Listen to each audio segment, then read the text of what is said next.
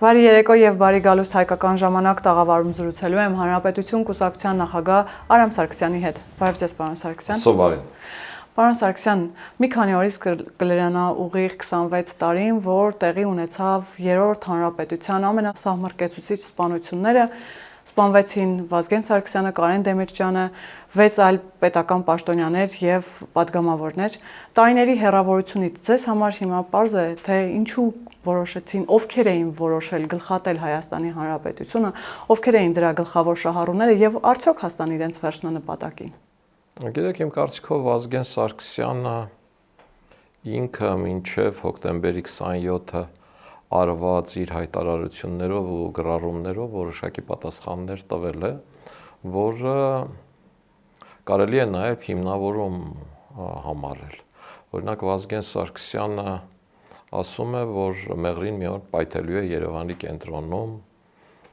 բենզինի նման ձերգանգերում եւ այլս համատեքստը։ Բնականաբար Վազգեն Սարգսյանը այդ ասելով այսօրվա իշխանություններին նկատի չուներ, չէ՞, նրանք այդ ժամանակ քաղաքական դաշտում չկային, կամ երբ որ ասում է դուք մեռոնին թույք խառնեք, այդ ումի նկատի ուներ Վազգեն Սարգսյանը եւ ինչի նկատի ուներ։ Ինչի նկատի ուներ Վազգեն Սարգսյանը, երբ ասում էր, որ եթե կուզեք իմանալ, մեղրին ավելի կարևոր է, քան Ղարաբաղը, որ մեղրին աշխարհի մեծերին մեր տան դուռն է բերում։ Այսինքն իմ կարծիքով ամբողջ խնդիրը վերաբերվում է նույն այն աշխարհակաղակական մոտեցումներին ու լուծումներին, ինչը այսօր էլի նորից աշխարհի մեծերին մեր դուռն է բերել ու փորձում է խնդիրներ լուծել։ Թե Կարեն Դեմիրճյանից հետո նաև իր կինը իր հուշերում գրել է, որ Կարեն Դեմիրճյանը տանը պատմել է, որ կա նման տարբերակ, որին ինքն ու Վազգենը դեմ են, որը շատ ռիսկային է։ Այդ թեման բազմաթիվ անգամներ արծարծվել է, վերջին անգամ նաև Վարդան Օսկանյանը խոստովանեց, որ իրենք չգիտես ինչի ուրախացել են, որ նման առաջարկ է արվել, բայց խնդրի էությունը նրանում է, որ մեղրի տարբերակը որպես բանակցային գործընթացի մաս մտել է Ռոբերտ Քոչարյանի իշխանավարության ժամանակ եւ դա քաղաքական կոպտագույն սխալ է եղել, եթե չասեմ դավաճանություն, որովհետեւ այդ ժամանակվա քաղաքական զարգացումները կամ բանակցային թեման Լեռնային Ղարաբաղի ինքնորոշման իրավունքն էր Ադրբեջանի տարածքային ամբողջականության մեջ։ Այն որևէ կապ չուներ Հայաստանի հետ։ Երբ որ դու Հայաստանը դարձնում ես այդ Լեռնային Ղարաբաղ Ադրբեջան բանավեճի մաս, դու դառնում ես արդեն տարածքային պահանջ ներկայացնող կողմ, որի պարագայում էլ քեզ աշխարհի որևէ երկիր չի օժանդակի, որտեղ տարածքային պահանջների պարագայում աշխարհը ընդհանուր պետության գաղափարի կողմնակիցն է եւ մերժում է։ Այս այն կոպտագույն սխալը, որը մեր երկրին լուրջ փորձությունների առաջ կանգնեցրեց, ինչպես հոկտեմբերի 27-ով, այնպես էլ այսօր։ Այսինքն Ռոբերտ Քոչարյանը մեղրի տարբերակը դարձրեց թեմա, որը կարելի է բանակցել, Հայաստանին դարձրեց Լեռնային Ղարաբաղ Ադրբեջան բանավեճի գործուն մաս եւ դրա տակից առ այսօր չենք կարողանում դուրս գալ։ Այսինքն Վազգեն Սարգսյանը, Կարեն Դեմիրճյանը փորձում էին կանխել այդ սցենարը եւ դրա համար էր նաեւ որ տեղի ունեցավ հոկտեմբերի 20-ը։ Միանշանակ իմ կարծիքով իրենք ոչ միայն փորձել են կանխել, իրենք դեմ են եղել եւ այդ մասին բարձրաձայնել է թե Կարեն Դեմիրճյանը, թե Վազգեն Սարգսյանը իր բազմաթիվ ակնարկներով եւ ակնհայտ է, որ իրենք պիտի դեմել լինեին, ասենք, տարբերակ չկար, այդ մարդկանց ճանաչողները գիտեն, որ նման տարբերակի ոչ Վազգենը, ոչ Դեմիրճյանը համաձայն լինել չէին կարող։ Իսկ որ այդ տարբերակից հետո տեղի ունեցավ հոկտեմբերի 27-ը, ինքը որպես վարկած կարող է լինել են հիմնականներից, որը պիտի ստուգվի։ Այդ վարկածը չի ստուգվել։ Օրինակ Ռուսաստանի Դաշնության հատուկ ծառայությունների գնդապետ Լիտվինենկոն հայտարարեց իր մահվանից մի շաբաթ առաջ, ինքը իրեն պոլոնիումով թունավորել էին եւ ինքը անգլիական հիվանդանոցում էր եւ այդ որ գիտեր արդեն մահանալու է, ժամանակ ասաց, որ հոկտեմբերի 27-ը կազմակերպել են ռուսական հատուկ ծառայությունները նշելով Գերոյի գլխավոր ռազմական հետախուզական վարչության անվանումը։ Այս վարկածը վարկած է, որ ասել է ոչ սովորական մարդ։ Այս վարկածը ստուգվել է, ոչ չի ստուգվել։ Հնարավոր է ստուգել, ոչ հնարավոր չի ստուգել։ Որովհետև մեր եւ Հայաստան եւ Ռուսաստան հարաբերությունների եւ փոխադարձ կապերի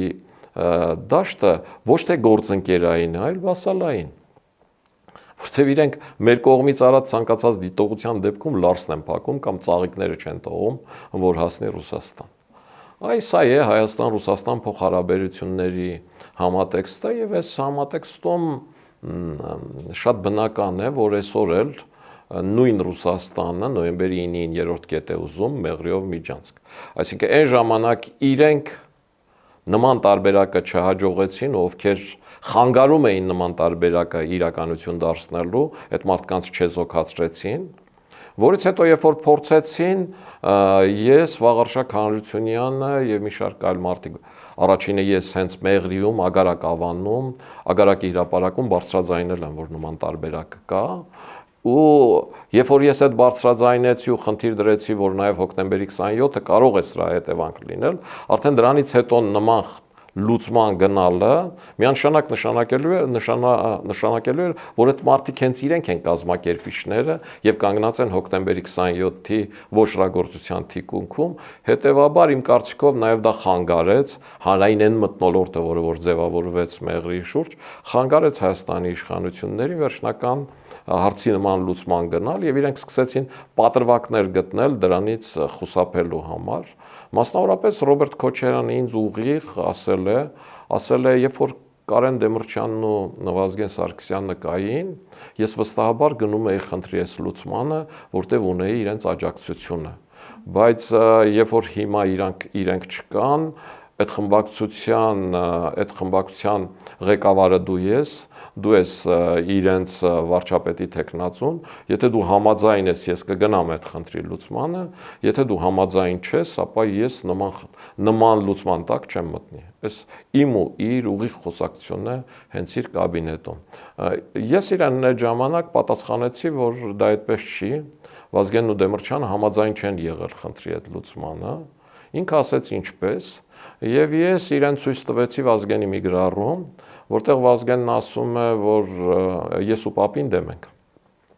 Վազգենը Պապի ասում էր Դեմիրճյանին։ Ասում է, որտեղ իր ձեռագրով է գրել, Մասիս, ծովի ճանապարհ սուտ է, նման բան չկա, մեզ խաբում են, դա մեր ծրագիրը չի, դա իրենց ծրագիրն է, ես ու Պապին դեմ ենք։ Եվ իրեն ասացի, որ այս գրառումը, որ Վազգենը գրել է, այս գրառումից եւս 4 օրինակ տարբեր մարդկանց մոտ քսերոկոպիա եմ արել եւ տվել եմ։ Եվ իսկապես 4 մարդ կա եւս, որոնց մոտ այդ գրառումը կա։ Ապահովագրել եք ձեզ։ Դրանով այդ ժամանակ այո, ինձ ապահովագրեցի, որ եթե հանկարծ ես այդ մարդկանց որ տվել էի, նաեւ ասել էի, որ եթե հանկարծ իմ հետ էլ ինչ-որ բան պատահի, ես կարող եք արդեն հրապարակել։ Այսինքն կռիվը Մեղրիի շուրջ էր, այդ Միջանցքի շուրջ էր եւ ինչպես դուք ասացիք 26 տարի հետո էլ Ռուսաստանը չի հանձնվում եւ նույն նոյեմբերի 9-ի պայմանավորվածությունները բարբերաբար մեջ բերելով ելի նույն նպատակներն է հետապնդում պարոն Սարգսյան։ Մենք կարող ենք նման ենթադրություն անել։ Տեսեք, 99 թվականին Հայաստանին սպառնացող որևէ վտանգ չկար։ 99 թվականին Հայաստանի բանակի բյուջեն 10 միլիոն դոլարով ավելին էր, քան Ադրբեջանի բանակի բյուջեն։ Հոգեբանական առումով էլ չեմ ասում, Հայաստանի զինվորականները շաբաթվա այս գլխին հայտարարում էին, որ գնալու ենք Բաքու չայ խմելու, թեյ խմելու մոտավորապես էս էր։ Այսինքն դրանից հետո է 99-ից հետո արդեն իմ վարչապետություն 2020 թվականից Անդրանիկ Մարգարյանի իշխանությունը հանրային հեռուստատեսությամբ ցույց էր տալիս ոչ միայն, չգիտեմ, Արևմտյան Հայաստանի տարբեր գավառների եղանակի տեսությունը, Ուտիքի, Կուտիքի, չգիտեմ ինչի, Վանի, Էրզրումի, այլև Կիրովաբադի, Գանձակ եւ այլ։ Ակնհայտ 3 տարի անդադ այդ եղանակի տեսությամբ այդ բաները տվել են։ Այսօր երբ որ ասում են, տեսեք Ադրբեջանն ինչ է անում, մոռացել են թե մենք ինչ էինք անում այդ ժամանակ ու դա ինչ նստվածքը կարող էր թողել։ Այսինքն այդ ժամանակ Հայաստանը ռիսկերի, վտանգների որևէ խնդիր չուներ։ Հայաստանի ներքաղաքական կյանքում էլ առաջին Լևոն Տեր-Պետրոսյանի առաջին ընտրությունից հետո առաջին քիչ թե շատ արդար ընտրված ընտրություններն էին, որտեղ Վազգեն Սարգսյանը եւ Կարեն Դեմիրճյանի միասնությունը ժողովրդավարություն ապահովեց եւ որևէ մեկը այդ ընտրության արդյունքները կասկածի տակ չէր դնում։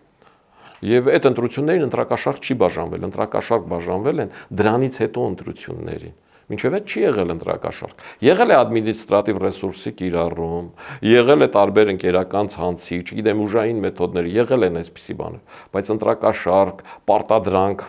եւ այլ այսպիսի բաներ չի եղել։ Այսինքն հոկտեմբերի 27-ին սպանվեց նաեւ ժողովրդավարությունը, ես չեմ հասկանում։ Կարելի է նաև այդ կարգի ենթադրություն անել, կարելի է նաև հիմնավորել, որովհետև Կարեն Դեմիրճյանն ու Վազգեն Սարգսյանը այո ժողովրդավար ընտրված իշխանություններ էին եւ Վազգեն Սարգսյանը այդ Վազգեն Սարգսյանի եզրակացությունը նա էր, որ Հայաստանում կոռուպցիայի դեմ պայքարելու եւ տնտեսությունը ոտքի հանելու ու Ադրբեջանի այդ զարգացումներին հակադրվելու ու երկիր դարձնելու միակ ճանապարհը ժողովրդավարության ճանապարհն է։ Եվ այդ պատճառով էր, որ Վազգեն Սարգսյանը 2 ամիս խնդրել է Կարեն Դեմիրճյանին, ում ինքը խանգարել էր նախորդ ընտրություններում ընտրվելու, 2 ամիս խնդրել ու համոզել է, որ Կարեն Դեմիրճյանը գա, որպեսզի միասին մասնակցեն։ Եթե Վազգեն Սարգսյանը ուժով խնդիր լուծողը լիներ, ժողովրդավարությունը չկարևորեր։ Ինքը միայնակ էլ առաջադրվեր հանրապետականով, այնպես ինչպես ասենք Սերժ Սարգսյանն էր անում, ինչքան ուզեր կխփեր։ Որևէ խնդիր չուներ։ Որտեղ Վազգեն Սարգսյանը իսկապես հեղինակությունն էր հաղթանակով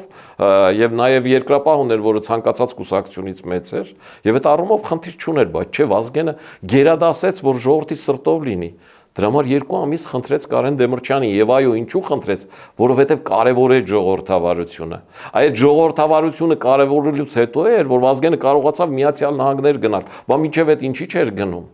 որտեղ Միացյալ Նահանգները ժողովրդավարության կողմնակից էր։ Եվ Միացյալ Նահանգներում իմանալով այ այն գործընթացները, ինչ Հայաստանում արվում են իր թիկունքում, տեսնելով զարգացման այն էտապները, ինչը որ կա, հայտարարեց, որ ինքը վարչապետ է եկել, որովհետև Հայաստանի տնտեսությունն է ոտքի հանել պետք։ Հակառակ դեպքում Հայաստանի տնտեսությունը չի հասցնելու Հայաստանի բանակին վերազինել ու պատերազմը դեռ ավարտված չի։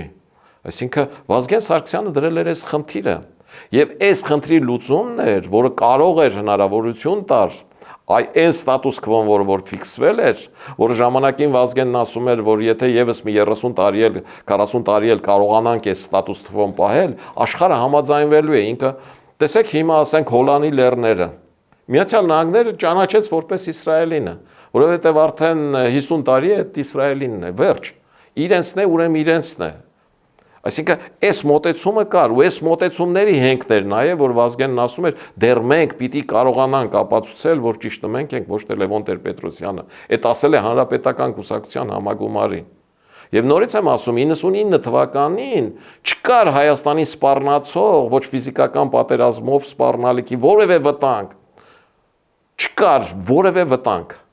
որը խնդիր առաջացներ ներքաղաքական նման զարգացումներ հոկտեմբերի 27 ունենալու։ Պատրվակ չկար, հասկանում եք։ Նոյեմբերի 9-ից հետո, երբ որ կառավարության շենքեր դռներ էին կոտրում կամ ազգային ժողովում, կար պատերազմ, կար պարտություն։ Եվ կար հոգեբանական վիճակ, ինչ որ առումով որոշ մարդկանց կարելի է հասկանալ, չնայած դատապարտելի է իմ կողմից միանշանակ։ Բայց այդ ժամանակ չկար այդպիսի իրավիճակ։ Երկիրը վերելքի մեջ էր։ Թշնամին ծպտուն չէր հանում ու համաձայնում էր Հայաստանի հետ բանակցային առաջարկած ցանկացած բանի։ Միակ խնդիրը, որ աշխարհաքաղաքական համատեքստում կար, Լեռնային Ղարաբաղի հարցի լուծումն էր, որը գործող իշխանությունը մերժել էր փուլային ու փաթեթային տարբերակները, Լևոն Տեր-Պետրոսյանի առաջարկվել էր մեղրի տարբերակ։ Եվ այդ առաջարկը միանշանակ գնացել է Ռոբերտ Քոչյանի կողմից։ Ռոբերտ Քոչյանը ինձ ասել է, որ այդ տարբերակի հեղինակն ինքն է, որ ինքը չգիտեմ, չեխ թե ռումինացի լրագրողով կարողացել է այդ հասցնել Ալիևի սեղանին եւ հետո լրագրողին պատրաստել են նա հարց է տվել նման տարբերակ է քննարկում, ինչ կասեք, այսինքն ցույց էր տալիս, որ մի ամբողջ օպերացիա են կարողացել կազմակերպել, որ դրան հասնել։ Հիմա ինքը այդ ամեն ինչը կազմակերպել է, հասել է դրան ու այստեղ Դեմիրճյանն ու Վազգենն ասում են ոչ։ Իսկ ինքը այդ որ կազմակերպել է, ես չեմ կարծում, որ ինքնուրույն է կազմակերպել։ Այսինքն արտաքին շահառուներ էլի եղել են։ Միանշանակ եւ անկասկած Ռոբերտ Քոչարյանի կենսագրությունը ամբողջությամբ արտաքին շահառուների ազդեցությամբ կենսագրություն է։ Պատահական չէր Լեռնային Ղարաբաղի այն ժամանակահաշված նախագահից հետո Ռոբերտ Քոչարյանի նախագահ դառնալ։ Իրենից առաջ տեխնացուներ կային, իրենից առաջ ճանաչված մարդիկ կային։ Անկեղծ ասեմ, այդ ժամանակ Սերժ Սարգսյանի հեղինակությունը մի քանի անգամ, ես Ղարաբաղ անընդհատ գնացել եկել եմ, մի քանի անգամ ավելի բարձր էր, քան Ռոբերտ Քոչարյանը, ով էր Ռոբերտ Քոչարյանին ճանաչում։ Բայց դարձավ Ռոբերտ Քոչարյանը։ Դրանից հետո Ռոբերտ Քոչարյանի Լեռնային Ղարաբաղից Հայաստան է բերվել վարչապետ դառնալու էլի ոչ պատահական, այդ Վազգեն Սարգսյանը չի բերել, այն որ ասում են, այդ ասողները նախ թերագնահատում են Լևոն Տեր-Պետրոսյանին, Լևոն Տեր-Պետրոսյանը այն նախագահը չէր ու այն լիդերը չէր, որին կարողանային պարտադրել ինչ-որ մեկին վարչապետ նշանակել։ Այդ Մոսկվայից է ասվել, որ ինքը ամենահարմարն է, որ եթե գալիս բանակցում եք, հետ եք գնում ու հետո ասում եք, որ Լեռնային Ղարաբաղի թևը չհամաձայնվեց, այլ Լեռնային Ղարաբաղի թևի նախագահին բեր քեզ վարչապետ, որ միանգամից համաձայնված լինի։ Այսինքն իրենք տվել են Ռոբերտ Քոչարյանին, որ Լևոն Տեր-Պետրոսյանը բերի վարչապետ ու տվել են երկարաժամկետով, որ հետո այդ Ռոբերտ Քոչարյանը փոխարինի Լևոն Տեր-Պետրոսյանին ու խնդիրները լուծի այն ճանապարհով, ինչ ճանապարհով Լևոն Տեր-Պետրոսյանը չէր լուծի։ Այսինքն Ռոբերտ Քոչարյանի ամբողջ կենսագրությունը ներառյալ այսօրվա քիմիան, որ ինքն ասում է ինքն ունի Վլադիմիր Պուտինի հետ, այդ հին քիմիա է, իր կոմսոմոլ ժամանակից եկող քիմիա է։ Կարելի էր կանխել հոկտեմբերի 27-ը, պարոն Սարգսյան, որովհետև մամուլում էլ տեղ են գտել որոշ հրապարակումներ, որ վերջին շրջանում նման ազդակներ ամեն դեպքում եղել են, խոսակցությունների մակարդակում գոնե։ Օրինակ Կարեն Դեմիրճյանի կինն է պատմում, որ վերջին օրերին Դեմիրճյանը անգամ դրա մասին խոսել է բացահայտ, մտահոգ է եղել եւ այսպես շարունակ։ Այսինքն ազդակներ եղել են ամեն դեպքում, մարդիկ դրա մասին անգամ խոսել են իրենց հարազատների մոտ։ Դա կարելի էր կանխել, թե չէ։ Գիտեք ինչ, իհարկե կարելի էր կանխել։ Ու այդտեղ լուրջ անելիքներ ունեին, թե ազգային անվտանգության ծառայությունը, թե ներքին գործերի ծառայությունը, թե ազգային ժողովի վերահսկողություն իրականացնող ծառայությունը։ Վերջի վերջո այդ ամեն ինչը տեղի ունեցել ոչ թե Կարեն Դեմիրճյանը Ստամբակում կամ Վազգենի հետ թենիսի կորտերում Կարեն Արարատ գնալ գալու ճանապարհին, այլ եղել է Հայաստանի Հանրապետության քաղաքական մարմնի հիմնական կետում ազգային ժողովում եւ դա ընտրվել է ոչ պատահական, ընտրվել է հատուկ, որպեսզի միանգամից գլխատեն միասնություն դաշինքը։ Որպեսզի միասնություն դաշինքը չունենա որևէ մեկը, որը կարող է քաղաքական այդ հայտը լրացնել։ Այդ անողները մտածում էին, որ այդ չլինելու դեպքում այդ դաշինքը, քանի որ մեծամասնություն է ամբողջությամբ անցնելու է Ռոբերտ Քոչարյանի ազդեցության տակ, հետեւաբար այն ինչ որ Ռոբերտ Քոչարյանն առաջարկել է այ խնդրի լուծման նման միջոցը, այդ տարբերակն անցնելու է, բայց իրենք չէին հաշվարկել, որ կարող է վարչապետ գալ Վազգեն Սարգսյանի եղբայրը նման, ասենք, ընդհանրապես այս քաղաքական կյանքում։ Դրա համար ձեզ նաև մեղադրում են երբեմն, պարոն Սարգսյան։ Գիտեք, Հայաստանի բնակչության հիմնական մասը նույնիսկ չգիտեր, որ Վազգենը եղբայր ունի Արամանուն։ Ես Արարատում Արարատի ցեմենտի գործանի տնօրենն էի, ցեմենտի ու շինարարության արտադրության համատեքստից դուրս ուրիշ որևէ բանով չէի զբաղվել, չեմ զբաղվել դրանից հետո էլ առ այսօր։ Չեմ զբաղվել ուրիշ որևէ բանով։ Եվ այդ առումով, երբ որ ես եկա ու խնդիրները այդ համատեքստում գնացին, իսկ ես հիմնականում հենվեցի սահմանադրության վրա, առաջի վեճը եղավ այն, որ Ռոբերտ Քոչարյանն ասում էր, որ պիտի ազգային անվտանգության նախարարին, ներքին գործերի նախարարին, ԱԳՆ նախարարին եւ պաշտպանության նախարարին նշանակի ինքը առանց իմ կարծիքը հարցնելու։ Ես էլ ասում եմ, ես որևէ մեկի չեմ վստահում, իմի որևէ մեկի չեմ հավատում, սահմանադրության մեջ գրած է վարչապետն առաջարկում է, նախագահ նշանակում է։ Ես 100 մարդ կառաջարկեմ, դու 100-ից ում ուզում ես նշանակի մոտավորապես։ Այս եղավ առաջի կոնֆլիկտը։ Երկրորդ կոնֆլիկտը եղավ Քաջարանի պղնձամոլիբդենային կոմբինատի հետ կապված, որտեղ իրենք հումքը բերում էին եւ տալիս էին մաքուր երկաթ ձեռնարկությանը, որ պարտքեր մնում Քաջարանի կոմբինատին, կոմբինատը գնում էր սնանկությամբ եւ իրենք ուզում էին սնանկով այդ գնային։ Ես գնացի եւ Քաջարանում ֆերոմոլիբդենի 2 վառարան դրեցի։ Վարչապետ լինելով մի շաբաթ մնացի Քաջարանում ու քանի որ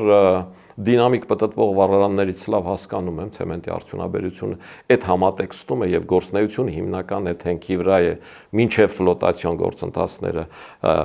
կապված մետալուրգիայի հետ, հանքի շահագործումը նույնն է ցեմենտին, թե մետաղական հանքավայրերին Եվ դրանից հետո ասացի վերջ, Քաջարանն ինքն է իր ֆերոմոլիբդենը ստանում, ոչ մի մաքուր երկաթի էլ չի տալու։ Այդտեղ գումարային կտրուկ անկում ունեցան որոշակի ուղղություններ, բամեր հետո ճամփորդությունները եւ այլը բազմաթիվ խնդիրներ, որը ներքին սֆերային պիտի լուծվի ինչով կուզեք արեք։ Այսինքն ես միշտ այդ գծի մեջ եմ եղել։ Ինչ ճանաչողները բոլորը գիտեն, որ իմ համար որոշակի կարգուկանոն ու մշակված սխեմա կա։ Եվ եթե ես մտնում եմ այդ սխեմայի մեջ, շեղել հնարավոր չի։ Դրանից հետո արդեն խոսակցությունները գնացին այս մեղրի տարբերակով, ինձ ասացին, որ դա շատ գաղտնի է, սկզբից ասացին, որ Վազգենն ու Դեմիրճյանը կողմ էին, հետո երբ որ հիմնավորեցի, որ չէ, իրենք հեսադեմ են եղել, արդեն սկսեցին այդ թեման չխոսել, հետո սկսեցին անվտանգության խորհրդի նիստերին այն մարդկանց, ովքեր ինձ են աջակցում, չհրավիրել, հետո ասեց, որ ընդհանրապես անվտանգության խորհրդի նիստ չի հրավիրելու, որտեղ այդ իր խորհրդատվական մարմինն է, կուզի կհրավիրի, չի ուզի չի հրավիրի։ Իմիջ այլոց այդ բաները հայկական ժամանակ թերթի, եթե բացեք արխիվները, ամբողջությամբ կան ու այդտեղ գաղտնիք չկա, եւ Ռոբերտ Քոչյանը այն ժամանակ հիմնավորում էր, ասում էր դե Իրանը կրոնապետություն է, մի քիչ ավելի վատ բառերով էր ասում, չեմ ուզում բարձրաձայնեմ, ասում էր այսպես թե այնպես այնտեղ խեղաշրջում է լինելու, այդ արևմտյան ատրպատականը, որ կա Թավրիզի նահանգով միանալու է Ադրբեջանին, ու մեր այդ սահմանը գրոշիգին չի ունենալու, իսկ հիմա 6 միլիարդ գումար են տալիս, մեզ ուտել Ադրբեջանին էին առաջարկում, փախստականների այդ գումարը վերցնենք, այդ խնդիր կլուծենք։ Գիտեք, եթե Ռոբերտ Քոչյանը այսօր էլ այդ գիծը պահեր, ասեր, այո, ես դրա կողմնակիցն եմ ու համարում եմ, որ ապագայում այդպես է լինելու։ Այնպես ինչպես Լևոն Տեր-Պետրոսյանն է իր գիծը պահում, հասկանում եք, որը բանավեճի առումով բավականին բարդ է լինելու իր հետ այդ բանավիճել։ Եթե պայր որևէ խնդիր չկար, Որոշակի կասկածներ էլ կվերանային, բայց ինքն ասում է, ոչ, ինչ եք ասում։ Մենք ինչ, այդ իրենք են առաջարկել, մենք առաջինն ենք դեմել եղել։ Վարդան Օսկանյանը իր 2020 թվականի հարցազրույցներում ասում է, այո, մեղրի տարբերակ եղել է, բայց դրան ոչ թե Վազգեն Սարգսյանն ու Կարեն Դեմիրճյանն են դեմ եղել, առաջինը ես ու Ռոբերտ Քոչյանն ենք դեմ եղել։ Պարոն Սարգսյան, եւ այնուամենայնիվ ինչու գործը այդպես էլ չբացահայտվեց եւ ինձ հետաքրքիր է օրինակ դուք երբևէ հանդիպել եք Նաիրի Հունանյանի հետ կամ նման ցանկություն երբևէ ունեցել եք, եթե հանդիպեիք ինչ կհարցնեիք։ Երբեք նման ցանկություն չեմ ունեցել, հասկանում եք, ասենք, կարելի է հանդիպել ինքնաձիգը ստեղծող Կալաշնիկովի հետ, բայց Կալաշնիկով զենքի հետ զրուցել անիմաստ եմ համարում։ Գործիք է, որը համարում է, չի ընդունում, որ իրեն ուղղորդել են, բնականաբար հատուկ գտել են այդպիսի մարդ, որը ինքնասիրահարված է, փառամոլ, եւ որին ուղղորդել են։ Եվ ինքը երբեք էլ չի ընդունի, որ կազմակերպիչ է եղել ու ինքը այդ կազմակերպության մեջ ուղղակի դետալ է, գործիք է, ոչ թե ինքը իրեն գաղափարական մարդ համարող մեկն է, որ հետ հանդիպելը անիմաստ է, որ հետ հանդիպելը տհաճ է եւ նման ցանկություն չի կարող ունենալ որևէ կորուստ ունեցող անհատ, այդ կորուստի պատճառ դարձած ինչ որ մեկի հետ, որի տրամաբանությունը ցածր է շրիշակից, այս առումով։ Ինչ վերաբերվում է նրան, որ ինչու չբացահայտվեց, ես այդ հարցին մինչ այդ պատասխանեցի Հայաստան-Ռուսաստան փոխհարաբերությունների համատեքստում եւ քաղաքական այն իրավիճակի, ինչ որ գտնվում է այսօրվա Հայաստանը, Ռուսաստանը, այսօրվա աշխարհը, դրա բացահայտելու հնարավորությունը շատ փոքր է։ Ուրիշ խնդիր, որ արտաքին քաղաքական համատեքստը չէր կարող որևէ գործընթաց այն էլ այդ կարգի իրականություն դարձներ, եթե չունենար ներքին աջակիցներ, իսկ ներքին աջակիցները տվյալ անձի համար ապահովում էին համապատասխան հոգեբանական դաշտ, որ նա իրեն հերոսը զգա։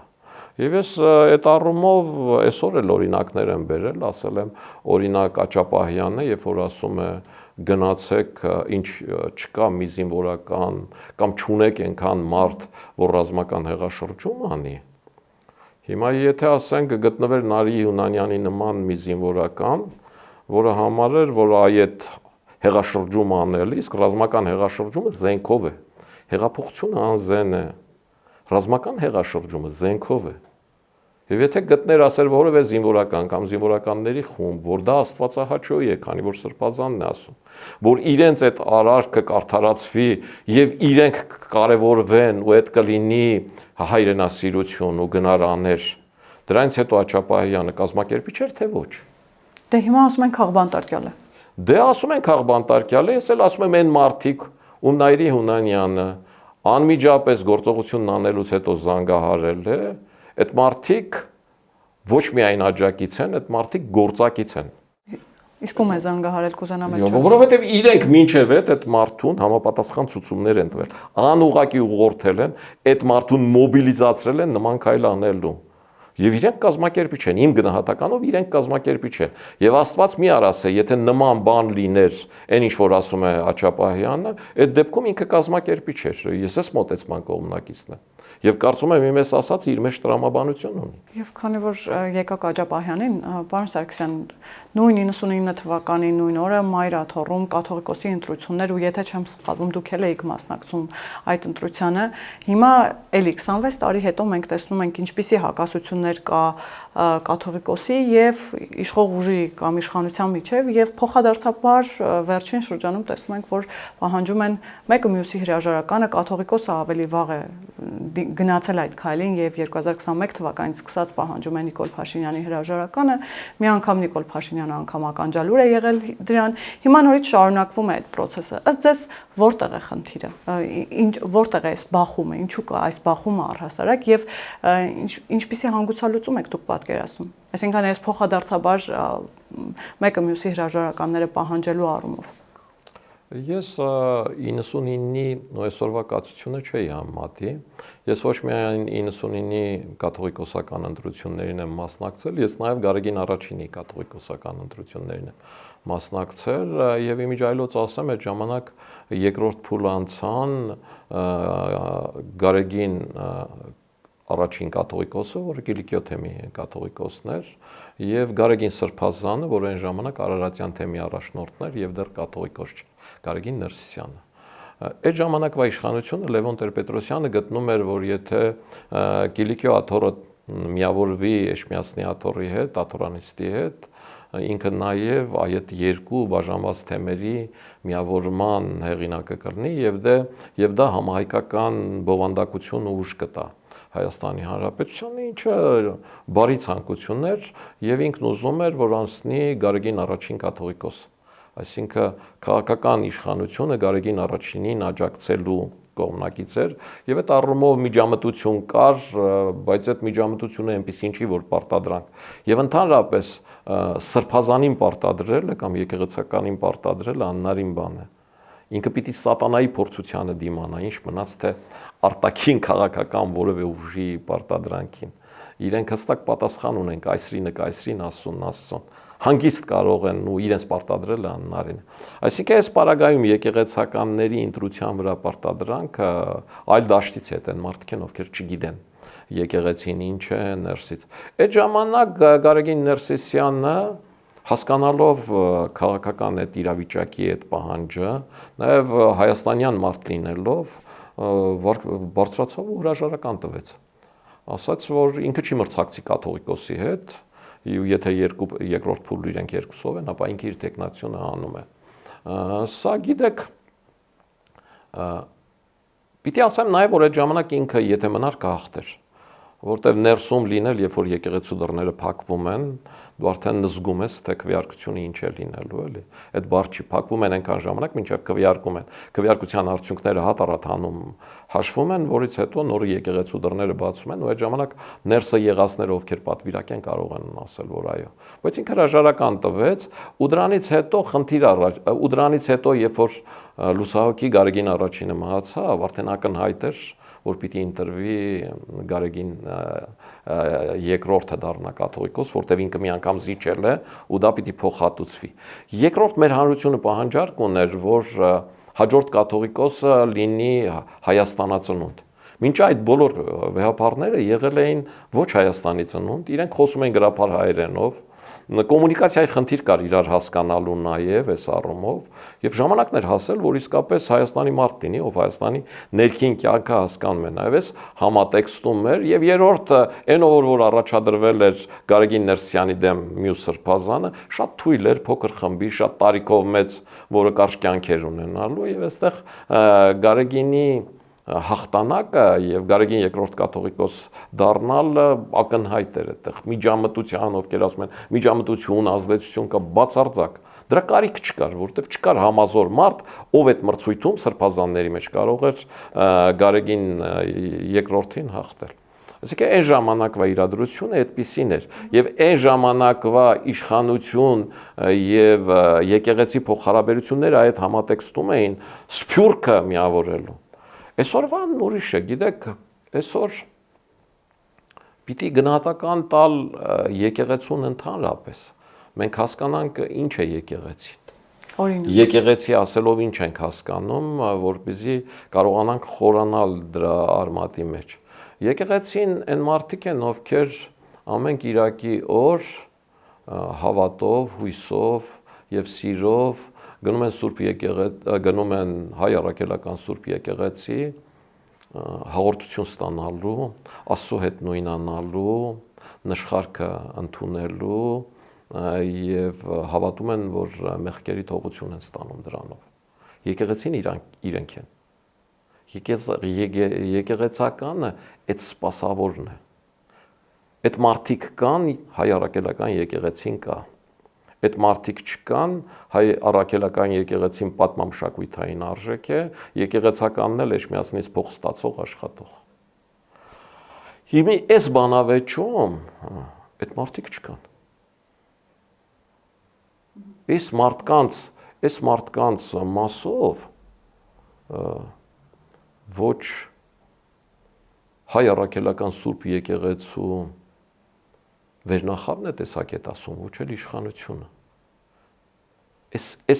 Այս մարդիկ չկան, հետևաբար այս բանավիճում հայ առաքելական եկեղեցին չկա, ու դուք ճիշտ ասացիք։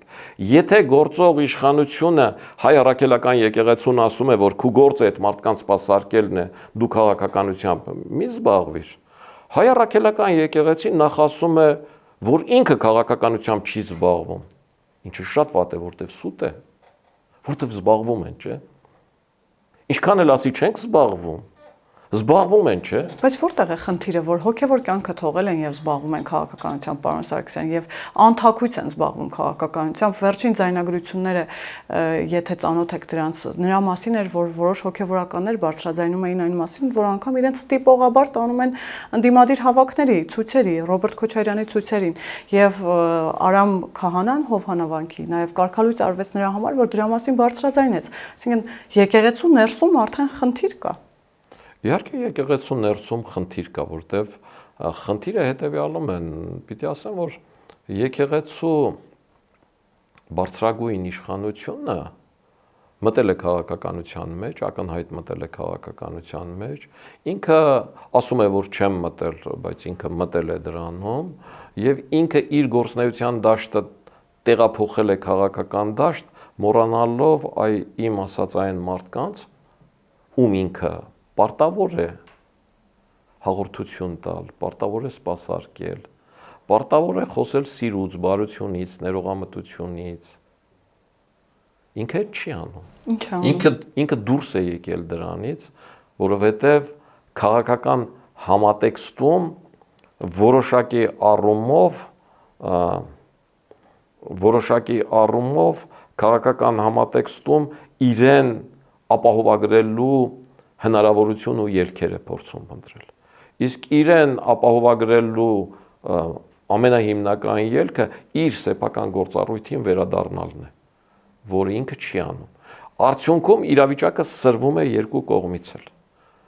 Երկու կողմից էլ եկեղեցու խնդիրը գնում է դեպի քաղաքական հանգուցալուծման, ինչը նորից եմ կրկնում, որ շատ տխուր է, որ որևէ կապ չունի հայ առաքելական եկեղեցու հետ։ Իսկ եկեղեցի ես էլի եմ համարում եմ այդ մարդկանց, ովքեր Կիրակի օրը գնում են հաղորդ։ Նաև այն մարդկանց, ովքեր երեխեքին մկրտում են, այն մարդկանց, ովքեր տարին մի անգամ, ասենք, մեծ պահքին պահքը պահում են ու տարին մի անգամ, բայց հաղորդություն են ստանում ու մեղքերի թողություն։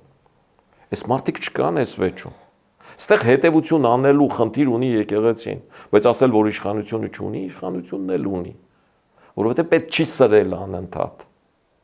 Պետք է խնդիրներին սահմանադրական կարգով լուծումներ տալ։ Իսկ սահմանադրական կարգը ասում է, որ եկեղեցին տարանջատ է, ճիշտ է, հայ առաքելական եկեղեցին առավելություններ ունի մնացած բաներից։ Այս պարագայում ես հենց ամենասկզբից փորձեցի որոշակի կոնտակտների միջոցով փորձել խնդիրը հաղթել։ Նաև այդ առումով հարցազրույցներ եմ տվել։ Որից հետո երբ որ տեսա, որ դա անհաղթահարելի է, առաջարկեցի հետևյալ տարբերակը, որ Հայաստանի իշխանությունները հայ առաքելական Սուրբ եկեղեցու հոգևոր խորհրդին առաջարկեն, որ կամ ձեր այդ երկու սրբազաններին, ովքեր ոչ թե տեսակետ են ասում, ինչպես կաթողիկոսը, որ պիտի հրաժարական տա, իրենք գործողություն են առաջարկում, իսկ մեկն էլ մասնակցում է գործողություններին, ղեկավարում է այդ գործողությունները, անգամ իշխանությանը ժամանակ է տալիս հրաժարական։ Պարոն Սարգսյան, բայց նաև նույն Գալստանյանը հայտարարում էր, որ կաթողիկոսի օրհնությամբ է այդ ամենը։ Այո, հենց ամբողջ խնդիրը դրանում է, ես էլ դա եմ ասում, որ պիտի իշխանությունն ասեր ձեր այդ երկու հոգևորականներին կամ կարգալույծ արեք ու թող իրենք դուրս գան, քարոզելու իրավունք ու հնարավորություն չունենան, ու դրանից հետո ինչ կուզեն թող անեն, կամ մենք իրենց կալանավորելու ենք,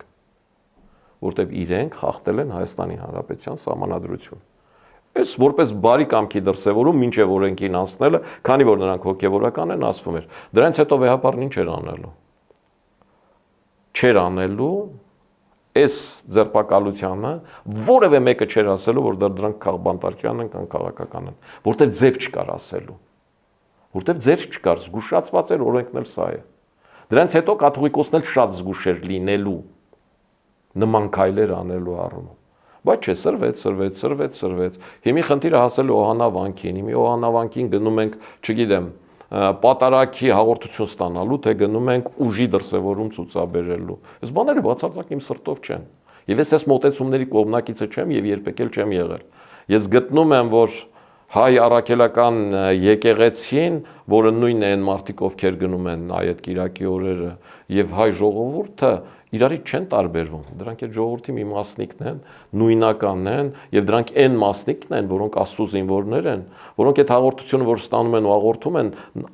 նաեւ աղոթում են մեր համար, ովքեր ամեն Կիրակի չեն գնում։ Եվ նաեւ իրենց հովանին է, որ մեզ պահում է։ Մենք ես պիտի հարգենք։ Մենք պիտի խոսենք այդ մարդկանց մասին, ոչ թե իշխանության ու եկեղեցու սպասավորների։ Մեղավորը իսկապես եկեղեցու սպասավորներն են, որոնք շեղվել են իրենց գործառույթներից։ Իշխանությունները քաղաքական են եւ քաղաքական քայլեր են անում։ Այդ քայլերը կարող են մի քիչ ավելի կոպիտ, մի քիչ ավելի նուրբ, մի քիչ ավելի օրինական, մի քիչ ավելի քիչ օրինական անել, բայց իրենք իրենց դաշտում են, քաղաքական քայլեր են անում։ Եկեղեցին դուրս է եկել իր ծառայությունների դաշտից եւ ինքը մտել է քաղաքականության մեջ։ Ու այդ պարագայում իր նկատմամբ քաղաքական գործընթացներ են տեղի ունենում։ Պարոն Սարգսյան, բայց այդ օրգանական կապը նույն եկեղեցու կամ անձամբ կաթողիկոսի եւ նախկին ղեկավարների, օրինակ Ռոբերտ Քոչարյանի, այդ օրգանական կապը որտեղ է եւ ինչու է սատարում։ Հիմա էլ մենք տեսնում ենք, թե ինչպիսի մեծ սատարում կա, օրինակ մեր ձևով շարժման կողմից փոխադարձաբար եւ նաեւ Արամ առաջինն էր օրերս հայտարարությամբ հանդես եկել, որ ժամանակն է տեղը զիջել երիտասարդներին նկատի ունենալով մեր ձևով շարժմանը եւ կաթողիկոսն էլ պարբերաբար մենք տեսնում ենք, որ սատարում է Ռոբերտ Քոչարյանին, մեր ձևով շարժմանը, այս օրգանական կապը որտեղ է եւ նաեւ հոգեվորականներին, քահանաներին ստիպել գնալ այդ հավաքներին։ Օրգանական կապը քաղաքական համատեքստ ունի եւ արտաքին քաղաքական համատեքստ ունի։ Այսինքն նույն բերերից իրենց նույն կերպ են պահում թե Վրաստանի հոգևորականները, թե Մոլդովայի հոգևորականները, եք տեսանք, որ նույն բանն էր Ռումինիայում, այսինքն նախկին սովետական համակարգից եկող հոգևորականների միստված զանգված, ովքեր առավել եւս օտարերկրյա ծառայություններ, օտարերկրյա պետություններում, իրենց պետությունների տարածքից դուրս պետություններում գնացել են հոգևոր ծառայություն մատուցելու, անցել են հատուկ ծառայությունների որոշակի շրջանակներով, եւ այսօր այդ ձեր թվարկած բոլոր թևերը ռուսական համատեքստ ունեն։ Այսինքն դրանք ղեկավարվում են մեկ կենտրոնից, որի անունն է Ռուսաստան, իսկ այդ Ռուսաստանը աշխարհաքաղաքական ունեցած իր ազդեցությունները կիրառում է ոչ միայն տնտեսական ոլորտով, ռազմական ոլորտով, այլև պրոպագանդայի եւ նաեւ հոգեվոր ոլորտով։ Եվ այդ ամենատխուրը հենց դրանում է, որ հայ առաքելական եկեղեցին քաղաքական դաշտ մտնելով ոչ այնքան ներքաղաքական կյանքում եղած բացերի սրտացավությունից է, որ խնդիրները բարձրացնում, այլ ավելի շատ արտաքին քաղաքական պահանջարկների եւ արտաքին քաղաքական մոտեցումների սպասարկման խնդիր է լուծում։ Այս գերկարևոր խնդիր է ու այս առումով ես ամբողջությամբ Հայաստանի իշխանության կողմնակիցն եմ, ավելին գտնում եմ, որ այդ խնդիրներում պիտի ավելի կոշտ լինել եւ որևէ պարագայում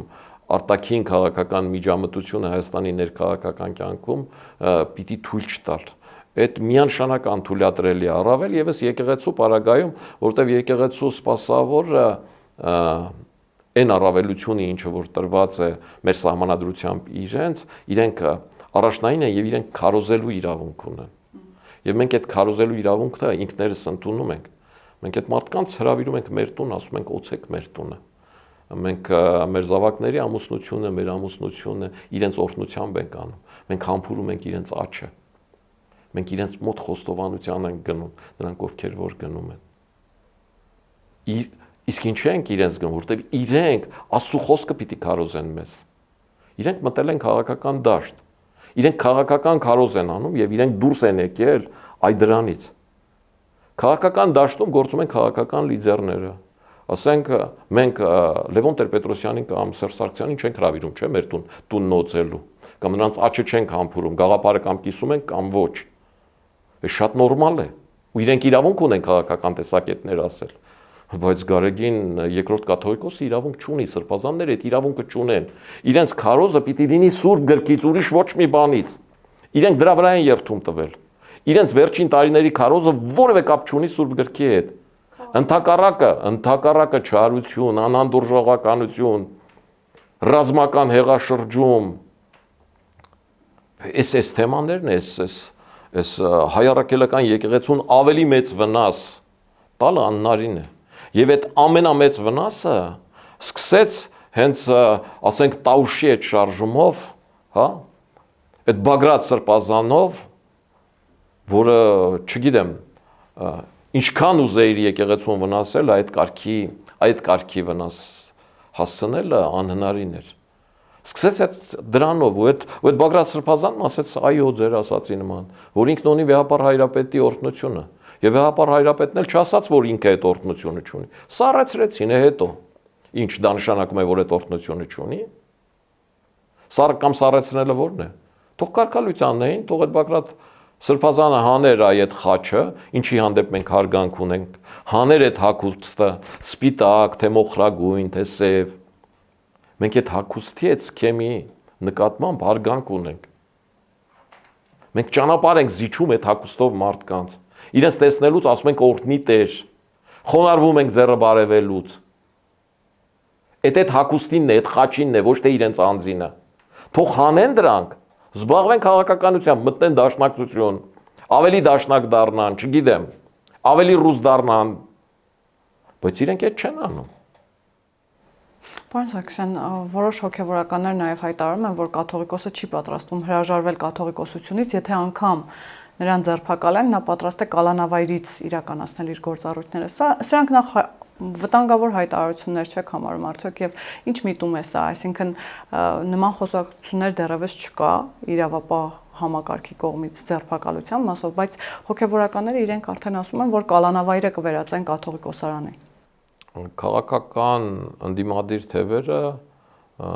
փորձում են օգտվել դաշտում եղած ցանկացած հնարավորությունից այդ երևակայությամբ ինչ իրենք ունեն, ցանկալի է արկածային գրադարանի գրքեր գրել կամ այդ ժանրում ինքնադրսևորվել, չգիտեմ դրան ինչ պատասխան տամ։ Իմ կարծիքով անկախ նրանից կաթողիկոս ես թե Հայաստանի Հանրապետության վարչապետ, դու Հայաստանի օրենքի առաջ պատասխանատու ես։ Եվ եթե դու պարտադրել ես մարդկանց եւ օգտագործել ես քո պաշտոնական լիազորությունները իրենց որևէ հավաքի մասնակցելու կամ չմասնակցելու, իրենց որևէ կերպ քվեարկելու, դա օրենքով պատժելի արարք է։ Եվ եթե ստուգվի, որ նման պատժելի արարք եղել է, պիտի կալանավորվի։ Այսինքն իրավապահ համակարգը իրավունք ունի գնալ կաթողիկոսի ետևից։ Գիտեք, իրավապահ համակարգը հաշվի առնելով, որ տվյալ ձայնագրությունը, ինչը որ համացանցում դրվեց, վերաբերվում է ամենայն հայոց կաթողիկոսին, պիտի խորանա ինչքանով է այդ զրույցը իրական, ինչքանով նման խոսակցություն եղել է, ինչքանով է ճիշտ ասում տվյալ մարդը, որ կաթողիկոսը իրեն զանգել է թե չէ, եւ եթե դրանից հետո պարզվի, որ այդ մարդն ասի, այո, եղել է, ինձ զանգել է, ես այն ինչ որ ասում եմ, պնդում եմ, որ այդ խոսակցությունը եղել է եւ այլը, դրանից հետո կարծում եմ իրավապահ համակարգի քայլը կլինի այն, որ սովորական, ընդհանրապես ցանկացած մարդուն էլ պիտի այդպես վարվեն, ծանոթագիր ուղարկեն, որ ներկայացրեք քննչական մարմին, այսինչ ժամին, հարցաքննության, այսինչ քրեական գործով։ Օրինակ ես նույնիսկ չեմ կարող ասել ինչքան այդպիսի հրավերներ եմ ստացել Ռոբերտ Քոչարյանի իշխանության տարիներին։ Սերժ Սարգսյանն ավելի բարի եղել, քիչ են ուղարկել այդ տարիներին, բայց Ռոբերտ Քոչարյանի տարիներին, ասենք ամեն շաբաթ որ միած չստանայի, այդ ահագին թեթև շաբաթ էր, էլի։ Այսինքն կարող են այդպիսի բան ուղարկել։ Ընդ որում ես էլ Վազգեն Սարգսյանի եղբայրն էի, վարչապետ էի եղել ու ինչ։ Այսինքն անձեռն մխելի չի նաև կաթողիկոսը։ Միանշանակ անձեռն մխելի չի կաթողիկոսը եւ կարող են նման ծանոթագիր ուղարկեն եւ կաթողիկոսը պարտավոր է գնալ քննչական մարմին կամ քննչական մարմինը կարող է ավելի մեծահոգի լինել եւ ասել նման գործ կա, մենք պիտի քննություն անցկացնենք, մենք այսին ժամին կգանք վեհարան, ձեր մոտ, ձեր կաբինետում ձեզնից հարցաքննելու։ Ու եթե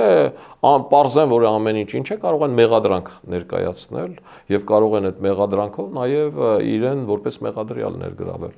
Իսկ ով է ասում, որ օրենքը, որ որևէ հագուստ կամ որևէ կոչում կամ որևէ տիտղոս ապահովագրում է մարդուն անօրինական որևէ բան անելուց։ Չկա նման բան։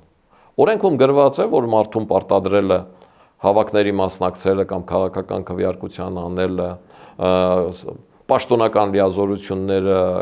չարաշահելով արգելվում է։ Ուրեմն արգելվում է բոլորին, ինչ կապ ունի։